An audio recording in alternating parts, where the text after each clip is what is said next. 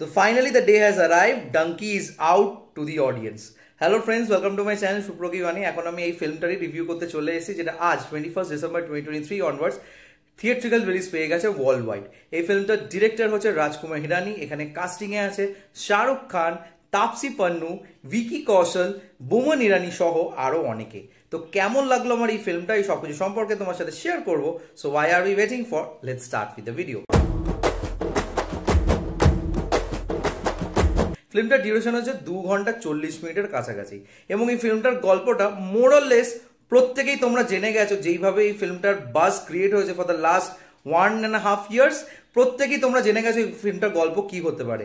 তবে আমি একটা পার্সোনাল কথা বলছি, আমার কিন্তু ট্রেলারটা সেইভাবে ফিল্মটার অতটা ভালো লাগেনি। তো আমি একটু স্কেপটিক্যাল ছিলাম যে ফিল্মটা কেমন হবে। তবে একটা কথা নিঃসন্দেহে বলতে পারি, রাজকুমার হিরানির যে সিগনেচার আছে তার প্রত্যেকটা ফিল্মের মধ্যে একটা ইমোশনাল জয় রাইড থাকে, সেটা কিন্তু সে সুন্দরভাবে এই ফিল্মটার মধ্যে ইউজ করেছে এবং প্রত্যেকটা ক্যারেক্টারকে ইকুয়ালি স্পেস আউট দেওয়া হয়েছে এবং প্রত্যেক জনকে কিন্তু কিছু না কিছু সিনস দিয়ে তোমাদের মন জয় করার সুযোগ দেওয়া হয়েছে। ছোট করে গল্পটা বলি। গল্পটা হচ্ছে প্রাইমারিলি 3 জন বন্ধুকে ঘিরে, তাপসি পান্নু আর 2 জন, তাদের নাম আমি জানি না ফর সরি। তো তারা 3 জন খুব ইচ্ছা যে তারা লন্ডন যাবে, লন্ডনে গিয়ে কাজ করবে, তাদের ঘরের জন্য টাকা পয়সা রোজগার করবে এবং নিজেদের লাইফস্টাইলটাকে চেঞ্জ করবে। তো all of a sudden include হয় শাহরুখ খানের চরিত্রটি এবং সেখান থেকে তারা 3 থেকে 4-এ কনভার্ট হয় এবং শাহরুখ খানেরও ইচ্ছা হয় তাদের 3 জনকে সামহাও লন্ডনে পৌঁছে দেওয়ার। তারপরেই জার্নিটা শুরু হয়, যেখানে আস্তে আস্তে ভিকি কৌশলের চরিত্রটাই আসে, বোমান ইরানির চরিত্রটাই আসে এবং আস্তে ধীরে তারা ডিসাইড করে যে তারা ইউজুয়াল ওয়েতে ইংল্যান্ড যাবে না, তারা ডাঙ্কি রুট ফলো করে ইংল্যান্ড যাবে। তারপর কি হয় এবং কি হয় না এই 4 বন্ধুর লাইফে, এই সবকিছু বিষয়ে জানতে গেলে তোমাদের এই ফিল্মটা দেখতে হবে। না, এই ফিল্মটার গল্পটা বেসিক্যালি কিন্তু ফ্রেন্ডশিপ রিলেটেড, ফ্রেন্ডশিপকেই কিন্তু হাইলাইট করে এই গল্পটাকে লেখা হয়েছে। তো এখানে লাভ স্টোরিটা যেটা দেখানো হয়েছে between Shahrukh Khan and Taapsee Pannu, which was interesting in some point, তবে সেটা কিন্তু পুরোপুরি রোম্যান্টিক অ্যাঙ্গেলকে যে ফ্লারিশ করেছে সেটা আমি বলতে পারবো না, বিকজ সেটা প্রাইমারি অ্যাসপেক্ট ছিল না। তবে হ্যাঁ, something unique has been done in this chemistry, because এরা দুজন ফার্স্ট টাইম একসাথে এখানে কাজ করছে। তো তাদের দুজনের যে ক্যামেরারিটা সেটা কিন্তু খুব অন্যরকম ভাবে রাজকুমার হিরানি প্রেজেন্ট করার চেষ্টা করেছে এবং সেটা সে অনেক ইন্টারভিউতেও বলেছে যে সে শাহরুখ খানের আদার্স যারা হিরোইনস হয়ে এসছে সেখান থেকে একটু ভিন্নভাবে তাপসি পান্নুকে এখানে ইউজ করার চেষ্টা করেছে। তো সেটা কিন্তু সে ফুল অন ভাবে এখানে সুন্দরভাবে আমাদের কাছে নিয়ে এসছে। এছাড়া আর 2 জন যে বন্ধু আছে যাদের নাম আমি তোমাদেরকে বলতে পারিনি, তারা 2 জন কিন্তু অসাধারণ অভিনয় করেছে এবং তারা যতবারই স্ক্রিনে এসে in the first half specially just মন জয় করে নেবে। তারপর সেকেন্ড হাফে তাদের মুহূর্ত আছে, তবে ফার্স্ট হাফে তাদের মুহূর্তটা দারুণ।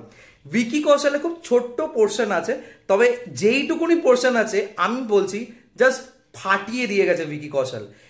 ইন্টারভেলের আগে একটা সিন আছে, আমি তোমাদের সাথে ডিসক্লোজ করবো না, তোমাদের চোখ দিয়ে জল বেরিয়ে যাবে সিনটা যেভাবে দেখানো হয়েছে এবং literally you will feel for the character that is played by Vicky Kaushal, নাম হচ্ছে সুখী। এবার আমি আসছি এই ফিল্মটাতে ডাঙ্কির যে জার্নিটা দেখিয়েছে, ডাঙ্কি রুটকে ঘিরে। দেখো, এই টাইপের গল্প কিন্তু আমরা এর আগে কখনো এরকম বড় স্কেলে দেখিনি। হয়তো ছোট ছোট জায়গায়, অনেক জায়গায় এরকম টাইপের সাবজেক্টকে হাইলাইট করা হয়েছে, তবে এটা কিন্তু এই সাবজেক্টটাকে পুরো ঘিরেই তৈরি করা হয়েছে। তো এখানে ওই ডাঙ্কি রুটকে যেইভাবে এক্সপ্লোর করেছে, যেইভাবে দেখানো হয়েছে যারা যাচ্ছে, সেইটা কিন্তু দেখতে তোমাদের ভীষণভাবে ভালো লাগবে।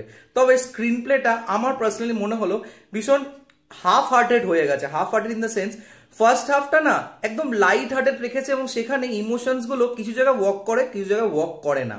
সেকেন্ড হাফে ইমোশনস ওয়ার্ক করে, কিন্তু ওটাকে যেইভাবে আমাদের কাছে আনা হয়েছে, মানে Rajkumar Hirani tried to bring some different notion to the story telling, তবে সেটা কিন্তু আই ডোন্ট থিঙ্ক মাস অডিয়েন্সরা পুরোপুরি এটাকে নিতে পারবে। এই ফিল্মটা ফার্স্ট অফ অল কোনো মাস অডিয়েন্সের জন্যই না, এটা কিন্তু একটা পুরো একটা ডিসক্লেমার আমি দিয়ে দিচ্ছি।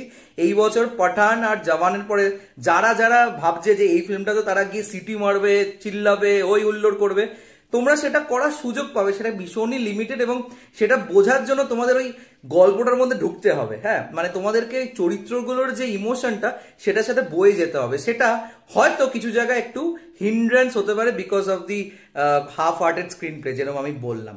এবার এখানে বিজিএমটা কিন্তু কিছু জায়গায় খুব ভালোভাবে ওয়ার্ক করে, আবার কিছু জায়গায় আমার মনে হলো যেন অত ভালো লাগেনি। এবার এখানে যে পারফরমেন্সগুলো আছে, যেটা আমি প্রথমেই বলছি, সেটা কিন্তু এই ফিল্মটার সব থেকে স্ট্রং পয়েন্ট, এবং সেই জিনিসটা ধরে কিন্তু ফিল্মটা পুরোপুরি একটা আলাদা মাত্রায় নিয়ে চলে যায়। আর যেটা ক্লাইম্যাক্সে একটু ইলংগেট করে, আফটার 25 ইয়ার্স একটা পোর্শন দেখানো হয়, সেটা আমার মনে হলো যে নট নিডেড, মানে ওটাকে অন্যরকম ওয়েতে দেখানো যেতে পারতো। এখানে দেখিয়েছে জাস্ট টু এনক্যাশ দেয়ার রোম্যান্টিক সাইড, তবে সেটা আমার মনে হলো যে ওইভাবে এই গল্পটাতে মানে ঠিক আসেনি। তো নেভারদিলেস this film is a good watch. তবে এটা রাজকুমার হিরানি আর শাহরুখ খানের যে একটা কোলাবোরেশন এবং অ্যাওয়েটেড যে ব্যাপারটা ছিল, সেই লেভেলে কিন্তু আমি এটাকে ধরতে পারবো না। আর ডেফিনেটলি এটা রাজকুমার হিরানি কিন্তু বেস্ট পিকচার আমার মতে নয়, আমি বলবো এর থেকেও বেস্ট পিকচার হয়ে গেছে পিকে বা 3 ইডিয়টস হয়ে গেছে। সঞ্জু এর থেকে বেটার ছিল, বিকজ ওখানে ইমোশনাল টার্মোলটা অনেকটা বেশি স্ট্রং ছিল।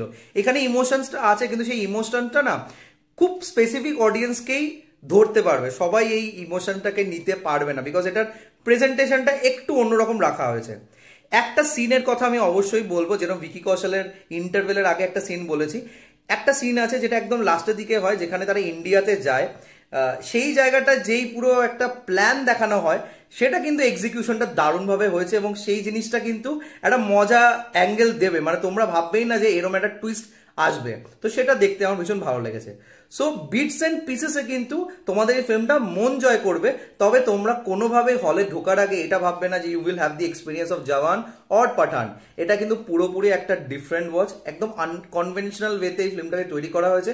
এবং শাহরুখ খানের যে কিছু কিছু ফিল্ম ছিল যেখান থেকে শাহরুখ খান একটা রোম্যান্টিক ইমেজ তৈরি করেছে, সেটাকে সামহাও একটা অন্যরকম ভাবে এক্সপ্লোর করার চেষ্টা করেছে। তোমরা যারা যারা ফিল্মটা দেখেছো তারা হয়তো বুঝতে পারবে, যারা ডাই হার্ড শাহরুখ খানের ফ্যান আছো। তো এই ছিল আমার review for the film Dunki. তো তোমাদের কেমন লাগলো প্লিজ কমেন্ট করে জানিও, আর যদি ভিডিওটা ভালো লেগে থাকে don't forget to like, share and subscribe my channel. Till then stay tuned.